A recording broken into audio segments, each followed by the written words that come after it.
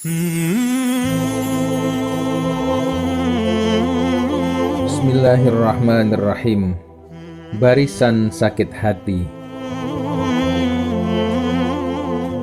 Kadang kita membenci seseorang bukan karena berurusan dengan orang tersebut, namun semata-mata hanya karena mendengar teman, keluarga, atau kadang orang lain di pinggiran jalan yang menceritakan tentang keburukan orang tersebut.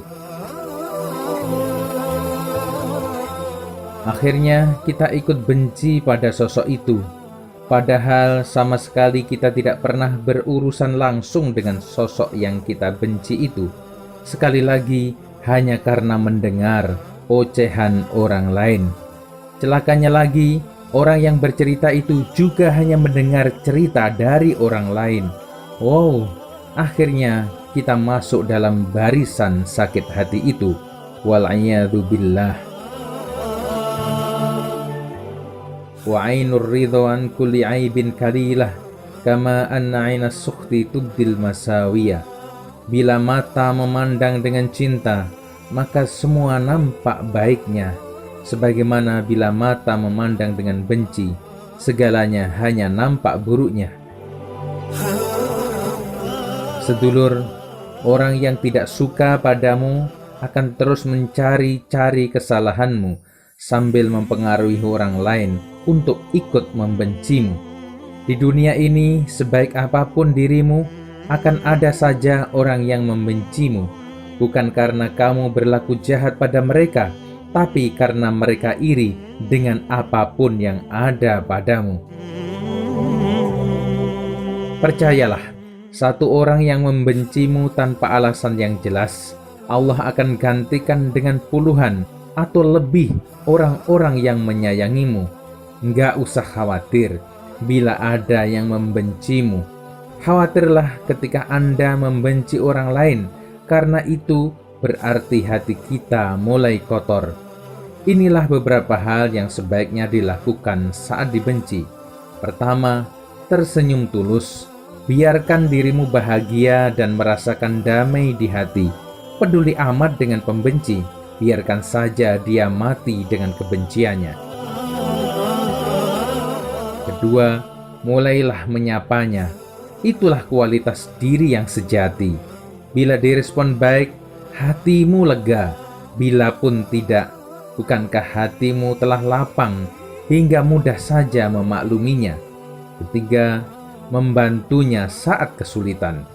Seburuk apapun arti dirimu di mata pembencimu, suatu saat hadirmu diperlukan. Begitulah kaidah kehidupan. Bukankah toilet, tandas adalah tempat kotor, namun ada saat-saatnya ia dicari dan orang rela antri demi untuk menggunakannya.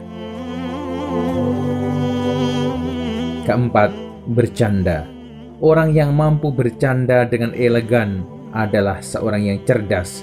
Hadapi saja perlakuan penuh kebencian itu dengan canda tawa, karena memang dunia seumpama sandiwara.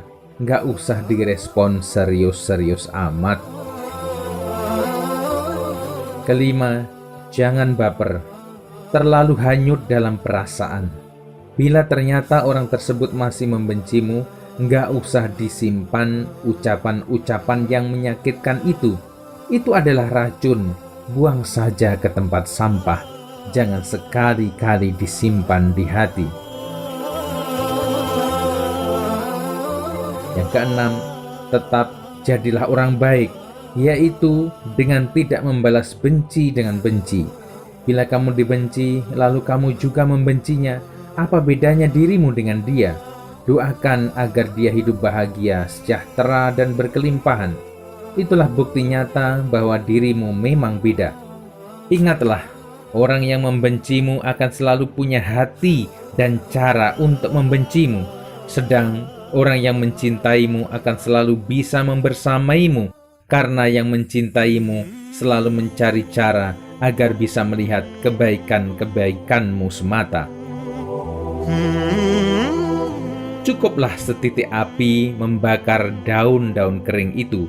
Cukuplah tetesan hujan menyuburkan tanaman. Bukankah Allah selalu memaklumimu, padahal berkali-kali kesalahan dan dosa kita berbuat? Namun, Ia sangat gembira tiap kali kita kembali kepadanya dengan rasa sesal dan memohon keampunan, walau melakukannya lagi dan lagi-lagi. Ia membuka tangannya menerima kembalinya si hamba pendosa.